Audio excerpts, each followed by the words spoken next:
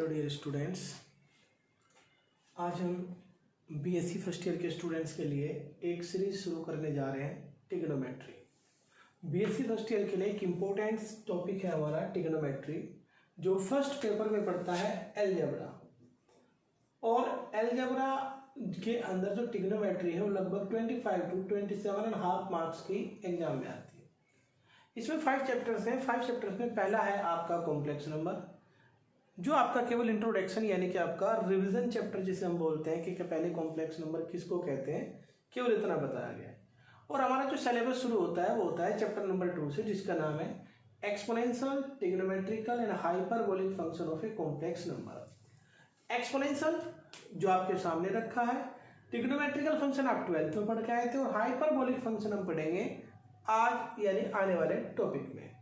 Complex number यानी क्या होता है? कॉम्प्लेक्स नंबर आप लोगों को पता होगा, जो number x plus iota y के फॉर्म में लिखे जा सकते हैं वो क्या कहलाते हैं? आपके कॉम्प्लेक्स नंबर कहलाते हैं। सबसे पहले हम चैप्टर की शुरुआत करते हैं। चैप्टर की शुरुआत के लिए हम देखते हैं कि the exponential functionals.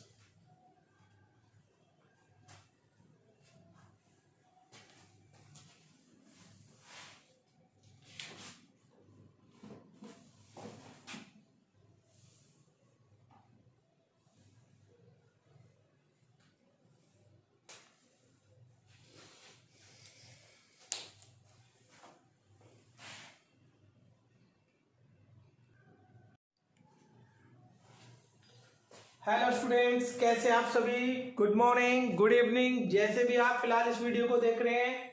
Dear students, हम एक बहुत इंपॉर्टेंट टॉपिक शुरू कर रहे हैं बीएससी के स्टूडेंट्स के लिए। बीएससी के स्टूडेंट्स के लिए हमारी एक बुक है अलजेब्रा एंड ट्रिग्नोमेट्री। और अलजेब्रा और ट्रिग्नोमेट्री में हमारा एक बहुत इंपॉर्टेंट टॉपिक होता है आपका ट्रिग्नोमेट्री, जो एग्जाम में आपका लगभग 25 to 27 मार्क्स का आता है। इस टॉपिक में हमने आज आपका चैप्टर चूज किया है, चैप्टर नंबर 2, जिसका नाम है exponential, trigonometrical and hyperbolic function of a complex variable. अगर इसमें से हम थोड़े थोड़े से टॉपिक या पॉइंट उठा के देखें तो आपका पहला पॉइंट है आपका कॉम्प्लेक्स वेरिएबल।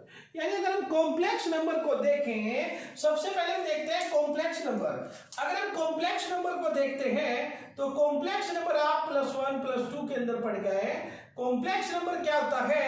ए नंबर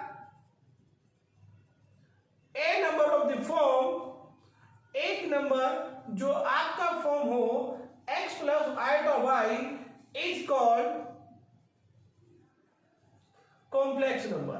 यानी जो नंबर आपका x प्लस आइटा y की फॉर्म का होता है वो नंबर आपका क्या कहलाता है? कॉम्प्लेक्स नंबर कहलाता है।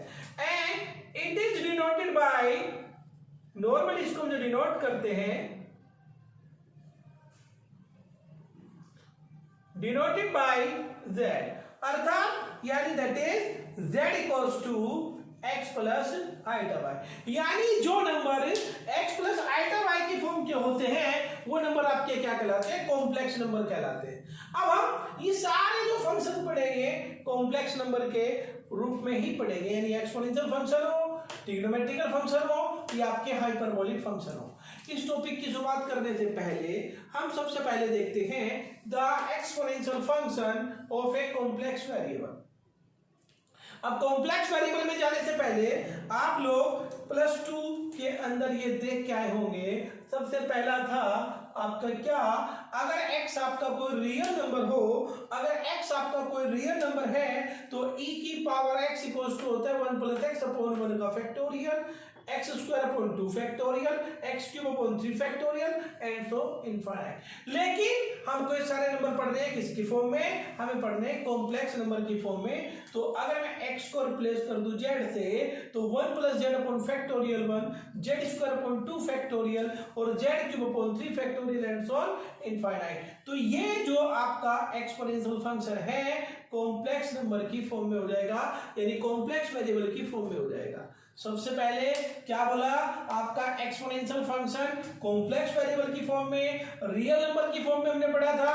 अगर x आपका कोई रियल नंबर हो तो e की पावर x इक्वल्स टू होता है 1 + x upon factorial 1, x square upon 2 factorial, x cube upon 3 factorial and so infinite. और यदि x को हम z से रिप्लेस कर दें, जहां z इक्वल टू किसके है, x + i/y, यानी z आपका क्या चीज है, आपका एक कॉम्प्लेक्स वेरिएबल है, तो e की पावर z इक्वल्स टू होगा 1 + z upon factorial 1, z square upon factorial 2, z cube upon factorial 3 and so infinite. जहां z आपका क्या कहलाता है, कॉम्प्लेक्स वेरिएबल या कॉम्प्लेक्स नंबर आपका कहलाता है। कॉम्प्लेक्स नंबर की डेफिनेशन आप पहले से जानते हैं, जो नंबर x + i/y की फॉर्म के होते हैं वो आपकी कॉम्प्लेक्स नंबर कहलाते हैं। ये जो आपका टॉपिक है, इसी टॉपिक के ऊपर पहला रूल होता है इंडेक्स रूल, और वो इंडेक्स रूल एग्जाम के पर्पज से बहुत इंपॉर्टेंट है, यानी 2.5 मार्क्स का एग्जाम में बहुत बार आ चुका है। तो हम सीरियल वाइज चलेंगे, ध्यान से देखिए स्टूडेंट्स, हम पूरी ट्रिग्नोमेट्री को 1 बाय 1 क्वेश्चंस के अकॉर्डिंग काम करेंगे। तो आप रोजाना इस क्लास को अटेंड कर लेंगे, और आपको सबसे पहले काम करना है, इस चैनल को सब्सक्राइब कर लें। डियर स्टूडेंट्स, अपने फ्रेंड्स को शेयर कीजिए। आपकी पूरी ट्रिग्नोमेट्री 1 to 1 क्वेश्चन के अकॉर्डिंग कराई जाएगी। आपका पहला टॉपिक, मोस्ट इंपोर्टेंट टॉपिक है ये आपका, वो है नंबर 1 पर आपका index low for the exponential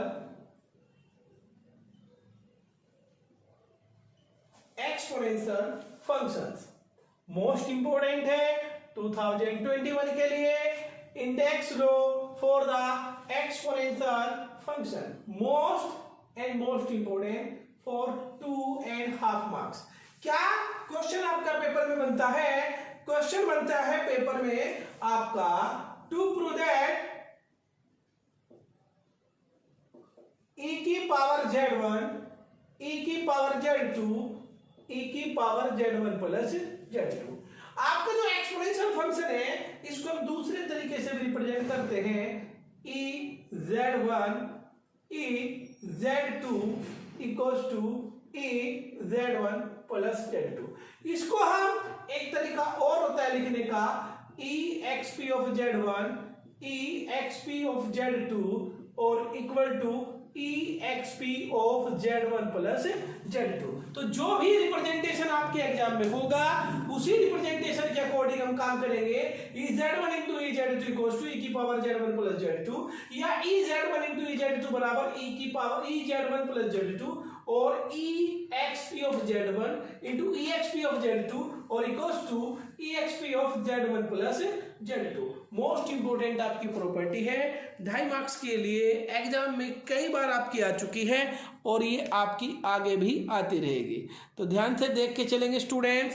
सबसे पहले हम क्या लिखेंगे, सबसे पहले हम लिखेंगे इफ आपका सबसे पहले लिखेंगे if z1 and z2 be two complex variables, then अभी आपको एक प्रॉपर्टी लिखवाई थी, e to the power z1 equals to 1 plus z1 upon 1 factorial, z1 square upon 2 factorial, z1 cube upon 3 factorial और up to and so on infinite. पहली property. And e to the power z2 आपका बनेगा, जहां z1 था उसकी position z2 नहीं लेगी, तो बनेगा z2 upon 1 factorial, z2 square upon 2 factorial, z2 cube upon 3 factorial और up to and so on, कितना, ये भी जाएगा इनफाइनाइट तक। अब ट्रिग्नोमेट्री का रूल क्या है, एक साइड लेके चलते हैं और दूसरी साइड आप प्रूफ करते हैं। अगर मैं एक वाली साइड लेके चलूं e to the power z1 into e की पावर z2, तो हम लेके चलते हैं e to the power z1 e to the power z2।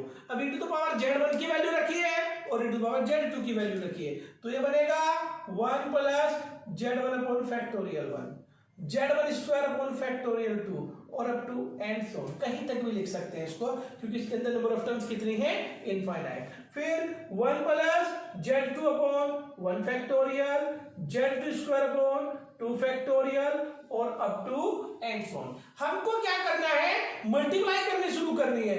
अब आप ध्यान से देखना मल्टीप्लाई कितनी करनी है, क्योंकि नंबर ऑफ टर्म्स कितनी है, इनफाइनाइट, तो कभी तक भी मल्टीप्लाई कर लीजिए, खत्म तो होने वाला नहीं है। तो मल्टीप्लाई आपको बड़ी सोच के करनी है। 1 की मल्टीप्लाई 1 के साथ कीजिए 1 की मल्टीप्लाई इसके साथ कीजिए Z2 अपॉन 1 फैक्टोरियल, 1 की मल्टीप्लाई इसके साथ कीजिए Z2 स्क्वायर अपॉन 2 फैक्टोरियल। अब इसकी मल्टीप्लाई इससे नेक्स्ट वाले टर्म में करूंगा तो Z2 का क्यूब आएगा, डिग्री 3। मैं चाह रहा कि डिग्री 2 तक लिखा जाए, वैसे तो हम इसमें डिग्री 3, 4, 5, 6, 7 कहीं तक भी लिख सकते हैं, लेकिन हम डिग्री 2 तक लिखेंगे। पहले वाले टर्म के साथ मल्टीप्लाई करी, ये आ गया। पहले वाले टर्म की दूसरे वाले टर्म के साथ मल्टीप्लाई करी, ये आ गया। पहले वाले टर्म की तीसरी वाले टर्म के साथ मल्टीप्लाई करी, ये आ गई। अब दूसरे वाले टर्म को पकड़ते हैं, दूसरे वाले टर्म की पहले वाले के साथ मल्टीप्लाई करी Z1 अपॉन 1 फैक्टोरियल, इसकी मल्टीप्लाई इसके साथ की तो Z1 into Z2 upon 1 factorial. अगर मैं इसकी मल्टीप्लाई करूं, पहले इसकी डिग्री बताइए कितनी होगी, इसकी डिग्री 1 और इसकी डिग्री 1, और मल्टीप्लाई में डिग्री क्या हो जाती है, ऐड हो जाती है, तो 1 और 1 2 डिग्री का टर्म हो गया। अगर इसकी मल्टीप्लाई इसके साथ करूंगा तो 1 डिग्री इसकी और 2 इसकी, कितनी हो जाएगी 3 डिग्री। लिखना कहां तक है, केवल 2 डिग्री तक। तो इसकी मल्टीप्लाई जब इसके साथ करेंगे हम नहीं लिखेंगे, छोड़ देते हैं। अब आप इसकी मल्टीप्लाई पहले वाले टर्म के साथ कीजिए तो Z1 स्क्वायर अपॉन 2 फैक्टोरियल, इसकी मल्टीप्लाई इसके साथ करेंगे 1 डिग्री इसकी, 2 इसकी 3 हो जाएगी, तो हम डैश डैश छोड़ देते हैं। इसका मतलब पता है क्या हुआ, इसका मतलब हुआ जो टर्म हमने छोड़ दिए वो सारे इसके अंदर हैं। हमने केवल कहां तक रिप्रेजेंटेशन दिया, केवल और केवल डिग्री 2 तक रिप्रेजेंटेशन दिया। अब एक जैसे डिग्री वाले टर्म को अलग अलग कर लेते हैं, 1 प्लस इसकी डिग्री 1 इसकी डिग्री 1, तो हम इसको कर लेते हैं अलग और अपॉन 1 का फैक्टोरियल। अब हम देखते हैं Z2 का होल स्क्वायर अपॉन 2 फैक्टोरियल, यानी 2 डिग्री वाली टर्म के अपॉन में 2 फैक्टोरियल है, plus Z1 Z2 upon 1 factorial. अब ध्यान से देखना बेटे, अगर इसमें डिग्री आपका फैक्टोरियल 2 है और यहाँ फैक्टोरियल 2 है तो हम 2 से मल्टीप्लाई कर देते हैं। तो आपने 2 से मल्टीप्लाई करी, 2 से डिवाइड किया तो इक्वेशन आपकी संतुलित रही, तो कोई इफेक्ट नहीं होगा।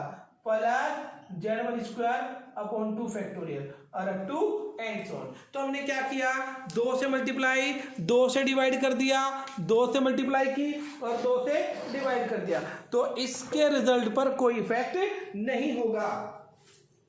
अब हमें क्या करना है, अब आपको एलसीएम लेना है और एलसीएम लेके हम इसको क्या करना चाहेंगे, सोल्व करना चाहेंगे कि भाई सोल्व करके इसके रिजल्ट को हम पूरा लिख सकें। तो आप ये बताइए, अगर आपको फैक्टोरियल खोलना है तो 2 की मल्टीप्लाई अगर फैक्टोरियल 1 के साथ करूंगा तो 2 फैक्टोरियल बनेगा, तो ये बनेगा 1 plus Z1 plus Z2 upon 1 factorial, और ये बनेगा Z1 square Z2 square 2Z1 Z2 और अपॉन 2 फैक्टोरियल और up to and so on, और up to and so on. तो ये बनेगा 1 plus Z1 plus Z2 upon factorial 1, ये बनेगा Z1 प्लस Z2 का होल स्क्वायर अपॉन फैक्टोरियल 2। तो आप देखिए, जब हमने e की पावर Z1 के लिए फॉर्मूला देखा था तो वो था 1 plus Z1 upon factorial 1 Z1 square upon factorial 2। जब हमने Z2 के लिए फॉर्मूला देखा था 1 plus Z2 upon factorial 1 Z2 square upon factorial 2। ऐसे ही अगर मैं देखूं Z1 के प्लेस पर Z1 प्लस Z2 आ गया, Z1 के स्क्वायर में Z1 प्लस Z2, तो ये फॉर्मूला किसका बन गया, e की पावर Z1 प्लस Z2। तो हमने क्या देखा, e की पावर Z1 इंटू e की पावर Z2 हम लेके चले, किसके इक्वल आ गया, e की पावर Z1 प्लस Z2, और यही हमको करना था प्रूफ, तो है प्रूफ। आप एक बार ध्यान से देखिए इसको, हम एक बार फिर देखेंगे कि हमें प्रूफ क्या करना था और हमारा जो प्रूफ था वो ठीक हुआ या आपका ठीक नहीं हुआ।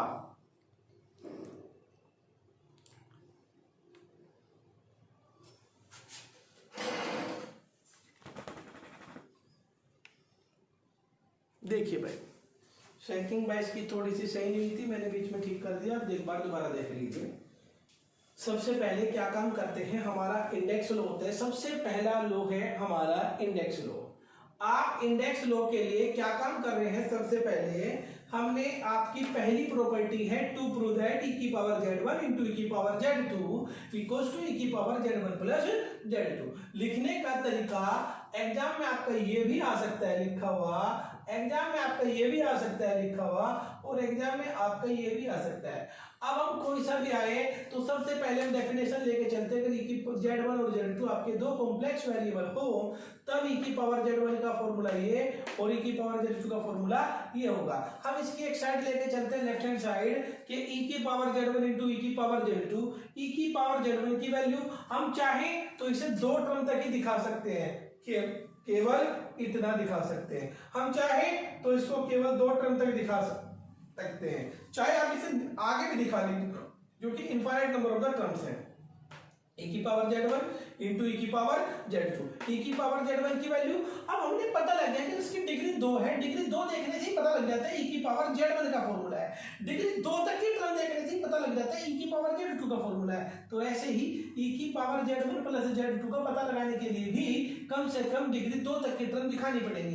तो जब हम मल्टीप्लाई करेंगे, ध्यान देना बच्चों कि जब हम मल्टीप्लाई करेंगे तो मल्टीप्लाई तो इसकी इनफाइनाइट नंबर ऑफ टर्म्स तक कर सकते हैं, लेकिन हम कहां तक करके दिखाएंगे, एटलीस्ट डिग्री 2 तक। तो जब 1 की मल्टीप्लाई 1 के साथ करूंगा ये, 1 की मल्टीप्लाई के साथ करूंगा ये, 1 की मल्टीप्लाई के साथ करूंगा ये, तो डिग्री कितनी है आपकी 2। फिर हम देखेंगे इसकी मल्टीप्लाई के साथ करें डिग्री 1, इसकी मल्टीप्लाई के साथ करें डिग्री 2। अगर इसकी मल्टीप्लाई के साथ करूंगा तो आप यहां देखना जब z1 की मल्टीप्लाई z2 तो डिग्री 1 और 2 टोटल कितनी होगी 3, और 3 डिग्री वाला टर्म हम नहीं लिख रहे, लिख इसलिए नहीं रहे क्योंकि डिग्री 3 वाला टर्म यहां आपका इंडिकेट हो रहा। 1 डिग्री वाले टर्म अलग कर लिए, 2 डिग्री वाले में देखा 2/2 फैक्टोरियल है और यहाँ कितना है 1, तो 2 फैक्टोरियल बनाने के लिए 2 से मल्टीप्लाई 2 से डिवाइड, इसके अपॉन में 2 फैक्टोरियल हो जाएगा, इसके अपॉन में 2 फैक्टोरियल हो जाएगा, इसके अपॉन में 2 फैक्टोरियल हो जाएगा।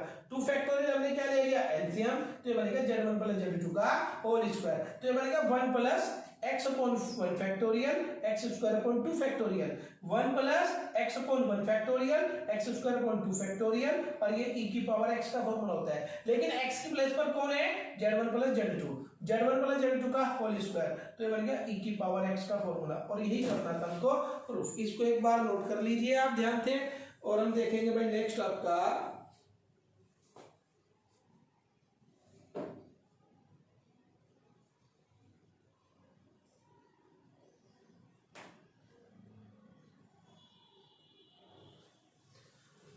देखिए भाई आपके कुछ फॉर्मूले जो लगातार यूज होते रहेंगे हमें वो याद करने हैं भाई।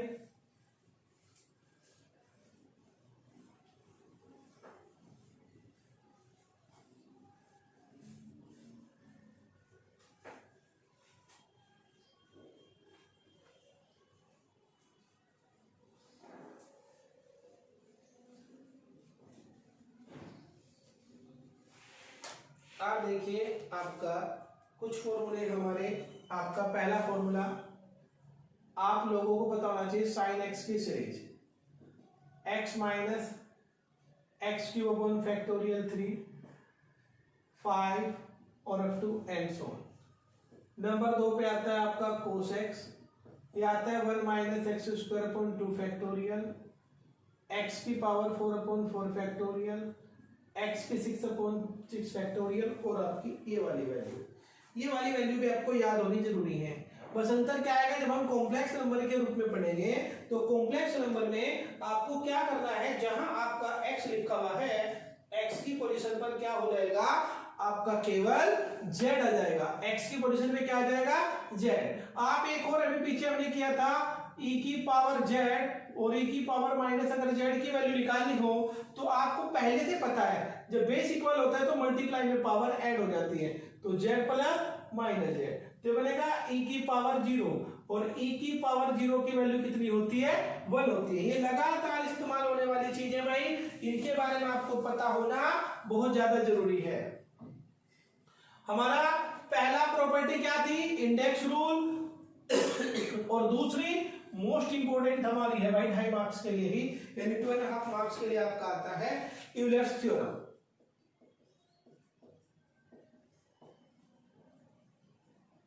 Euler's theorem.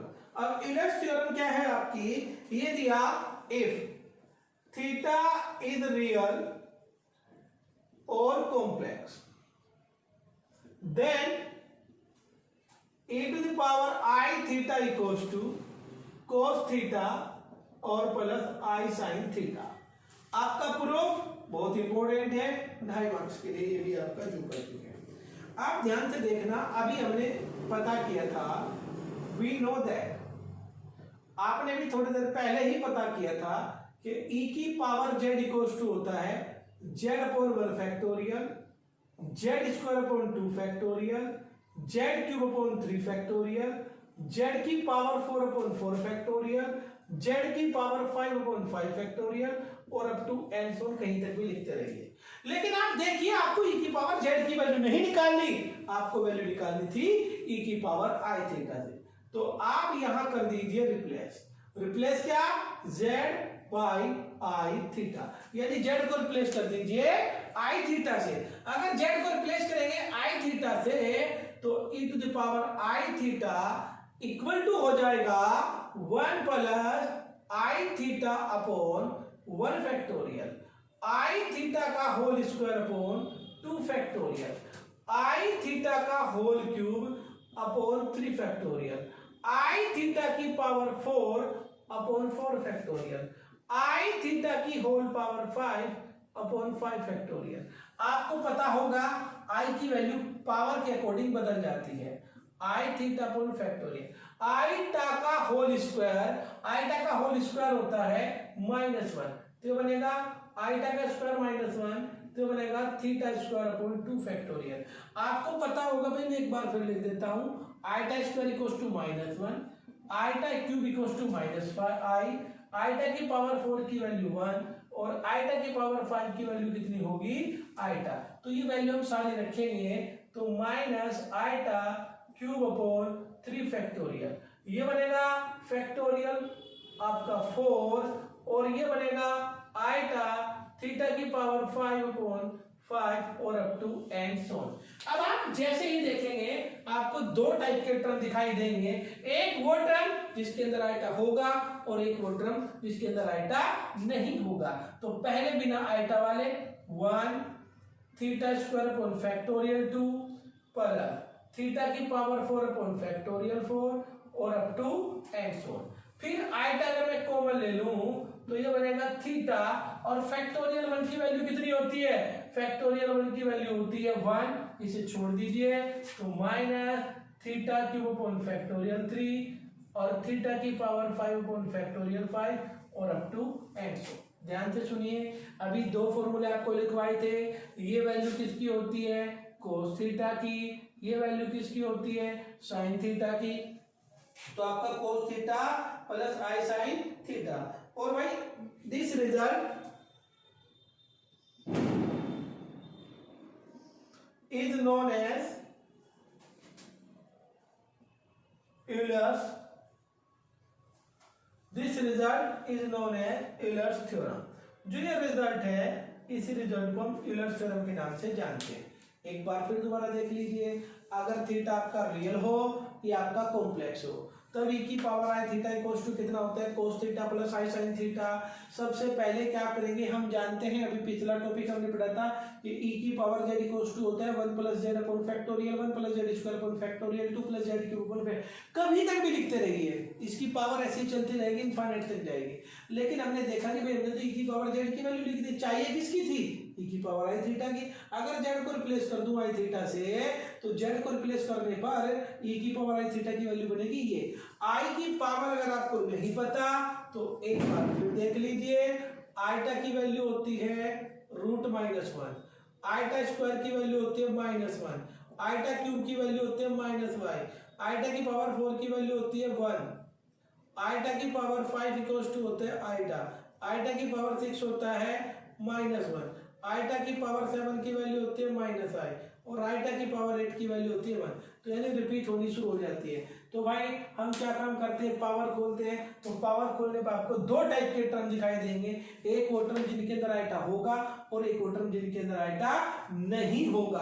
तो जिसके अंदर आइटा नहीं है उसको अलग कर लिया, जिसके अंदर आइटा को अलग कर लिया।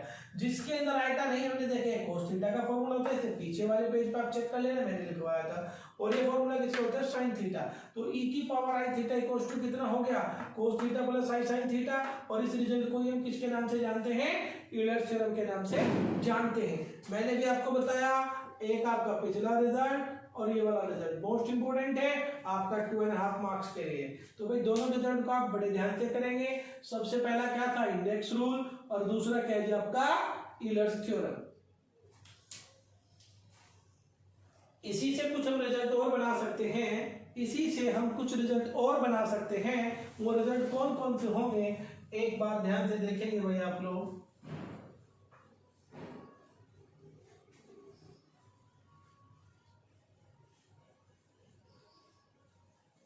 वो रिजल्ट क्या है आप लोग ध्यान देंगे।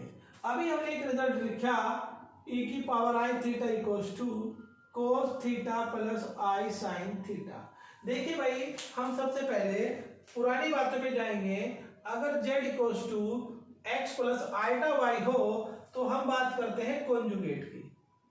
तो कॉन्जुगेट आपको पता होगा z bar equals to x minus iota y होता है। यानी कॉन्जुगेट का मतलब होता है आइटा का साइन चेंज करना।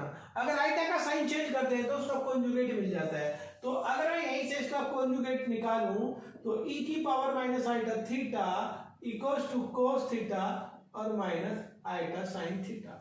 अब आप इसको मान लीजिए इक्वेशन फर्स्ट और इसको मान लीजिए इक्वेशन नंबर सेकंड। ये रिजल्ट अभी हम प्रूफ करके आए, e की power iota theta equals to cos theta और प्लस i sin थीटा।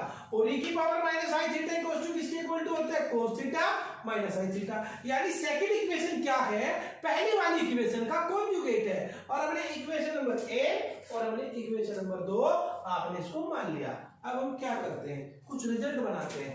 अगर हम यहां कर लें एडिंग फर्स्ट एंड सेकेंड, अगर ऐड कर लेते हैं तो e की पावर आइटा थीटा और e की पावर माइनस आइटा थीटा। अगर हम देखें आइटा थीटा से ये वाली वैल्यू कट गई तो यहां से बचा 2 cos थीटा। तो यहां से cos थीटा इक्वल टू आता है e की पावर आइटा थीटा e की पावर माइनस आइटा थीटा और अपॉन 2। तो यहां से पहला फॉर्मूला जनरेट हो गया, cos theta equals to e की power iota theta plus e की पावर माइनस आइटा थीटा और अपॉन कितना 2। ऐड करने पर अगर हम यहां कर दें सबट्रैक्टिंग सेकंड फ्रॉम फर्स्ट, अगर हम सेकंड को सबट्रैक्ट कर दें फर्स्ट से तो ये बनेगा e की पावर आइटा थीटा e की पावर माइनस आई थीटा। ये माइनस हो जाएगा, ये प्लस, ये कैंसिल आउट तो ये बनेगा 2 आइटा थीटा। तो यहां से जो आपको रिजल्ट मिलेगा sin theta equals to e की पावर आइटा थीटा e की पावर माइनस आइटा थीटा और अपॉन 2 आइटा। तो ये बन गया आपका sin थीटा की वैल्यू। यहीं से आप क्या काम करते हैं, अगर मैं tan थीटा निकालूंगा तो tan थीटा इक्वल्स टू बनेगा sin थीटा अपॉन और cos थीटा। यानी sin को cos से डिवाइड करेंगे तो tan थीटा इक्वल्स टू मिलेगा e की पावर आइटा थीटा e की power minus iota theta iota और e की पावर आइटा थीटा और e की पावर माइनस आइटा थीटा। तो ये बन गया आपका tan थीटा की वैल्यू। 3 फॉर्मूले यहां से जनरेट हुए भाई। क्या फॉर्मूले हैं, ट्रिग्नोमेट्रिकल फंक्शन को एक्सपोनेंशियल फंक्शन में चेंज कर दिया। यानी हमने जो यहां से रिजल्ट पढ़ा है तो रिजल्ट क्या है आपका, ट्रिगोनोमेट्रिकल फंक्शन थे, ट्रिग्नोमेट्रिकल फंक्शन को हमने कन्वर्ट कर दिया है। अगर ट्रिग्नोमेट्रिकल फंक्शन को देखें तो वो एक्सपोनेंशियल फंक्शन में चेंज कर दिया, तो ये कन्वर्जन का काम करेगा।